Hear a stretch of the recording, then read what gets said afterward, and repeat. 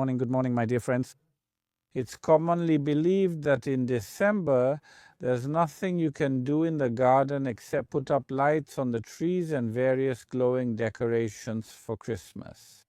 However, recent years have shown that December is such a month that you can actually do something in it. And today I'm going to show you what I'll be doing in the garden in December. I'll show you what I don't do, what I leave until spring, and I'll also tell you and show you because something is already blooming in December. So I encourage you to stay with me.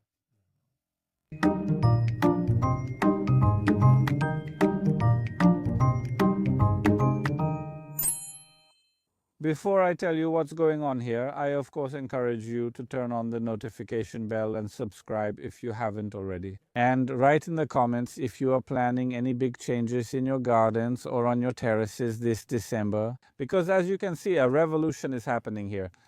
I decided to make some changes to the irrigation system that wasn't working properly because a lot of things have changed in my garden since I first installed it. That's why I decided to change it a bit. There will be different nozzles, more drip lines, because there will be new flower beds. And what those beds will look like, you'll see in the spring. In a moment, here, we'll install new irrigation and check if it works. And December is actually a great time when there's no frost, when there's no snow, to get all these heavy jobs done. Remember, when there's frost and snow, we don't walk on the lawn, but if there's no frost and no snow, then you can walk on it. And do all those things that are necessary and dirty, the ones you usually don't want to do in spring and summer. I'm getting to work, taking advantage of the fact that the weather is good enough to go out into the garden. So I organized my pots, sifted the soil that was still good from the summer plantings, added some compost, and now my pots are ready.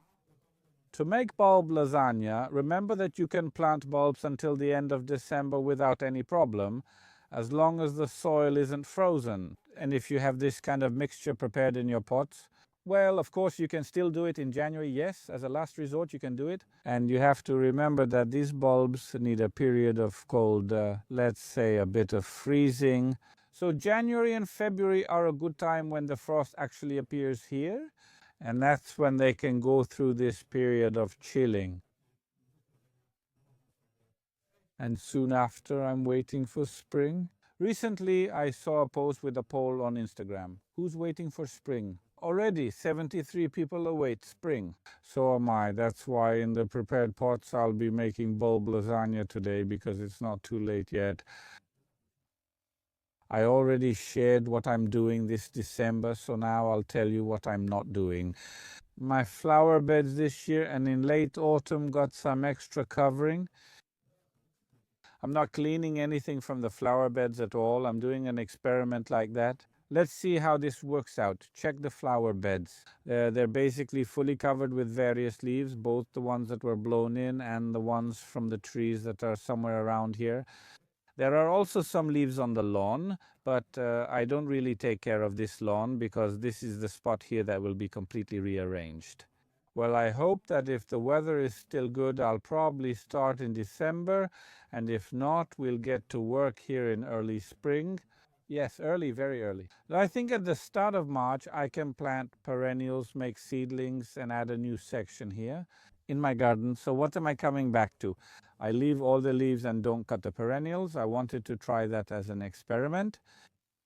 Does it even change anything at all? Maybe it will make the plants more covered and they'll sprout faster because they'll be warmer, or maybe it will be the complete opposite. I decided to take a risk. Usually I would clean up the flower bed a bit, but this year I'm really not doing anything at all yet. On top of that, quite a lot of snow fell. The cover was almost 20 centimeters thick and it stayed. Well, I think so, about 10 days, so everything was covered. And now I'll be looking for bulb plants among these leaves because the biggest problem is always that when the bulb plants sprout, you can't see them later among these leaves. But on the other hand, it's a natural way to fertilize the soil, meaning these leaves lying on the flower beds. I'm convinced that as they fall, it will work well. Look, we've come to a little corner where brown leaves are lying on the flower bed, where the grasses haven't been cut yet, where the alliums are already growing. Some of them, this is Sammer Dramer, they probably have about 30 centimeters already. And there's something else too. Look at this beautiful white hellebore that started blooming about 2 weeks ago. And now see how great it looks on this snow-covered flower bed, as if we were in a forest. Here, the perennials haven't been cut back at all. The leaves are lying around. The hellebores are coming out from under those leaves. And it all looks great.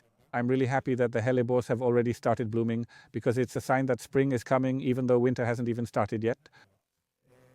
But let me know, do you already have hellebores in your garden that are blooming? The ones from previous years, because the ones you bought already blooming don't count. Of course, because those are a bit forced, but the ones from previous years, are they already blooming for you? Let me know, and do you like hellebores? The Polish climate in recent years is characterized by the fact that it often snows in the fall, and the snow cover stays for, let's say, 2 or 3 weeks. Later, there's no snow and some frost appears. But when that first snow comes, sometimes there's frost then too. And many of you ask me on Instagram, Hubert, for example, what should you plant by the fence to keep it green for a long time? And recently there was a question like that for you too? Early snow clematis, which are generally clematis that shed their leaves. Look, it's mid-December and it still has green leaves. The leaves will dry up and it will turn into a wall of brown leaves. So actually, if you plant an early snow like that, which grows back very quickly in the spring, after you cut it down to a height of 1 meter, let's say in March, by May, it's already completely green here, and until December we have this green wall. So it's worth planting these other kinds of plants that can cover the fence, not necessarily the classic evergreen ones, because in our climate, these actually perform just like the classic evergreen plants. Listen, based on this part of the garden, I wanted to show you how things can be in the garden. And it's not true that if you have a garden on a hill like I do, because I'm at the highest point all around. Actually, there's a slope everywhere. So if you have a garden on a hill, it doesn't mean at all that you don't have mud in your garden. I have mud all the time, especially in this part. Look at the snow. There's still snow here that fell from the roof and stayed. And here we basically have mud all the way until May. How does the grass do in this spot?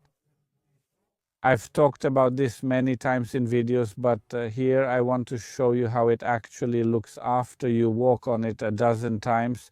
And every year it recovers, every year it's aerated, every year it's sanded, and then it looks nice. So it's not like you can't walk in the garden during winter, because in many places there's this belief that you shouldn't walk on the grass at all. We have a garden to use it, and even in winter you should walk around and look, because sometimes hellebores, for example, will grow somewhere. My garden is designed in such a way that there's basically a main axis of several evergreen plants, and the rest are perennials, so in winter it looks the way it looks. So basically there's nothing in it. That's why I decided to leave those uncut perennials this year, because I want there to be more color this winter, meaning more browns and grays in different shades. And I think it works well for the overall winter look of this garden. My dear friends, and of course, even though there's no frost and no snow, don't forget to feed the birds. I've already hung up the bird feeders. The birds have already eaten the whole portion once. I've refilled it. There are more and more of them, so they've already gotten used to it. And here, in this spot, you can clearly see what a garden looks like when it's left to itself, where there are lots of structures, where there are lots of those autumn plants, all in different colors. I really like it. That's why I left it this way. I also ask you to write in the comments whether you are on the team that cleans up the garden in the fall and basically leaves nothing unnecessary there. Or are you more open to the suggestion I'm giving you here this year? So I leave everything and we'll see how nature handles it.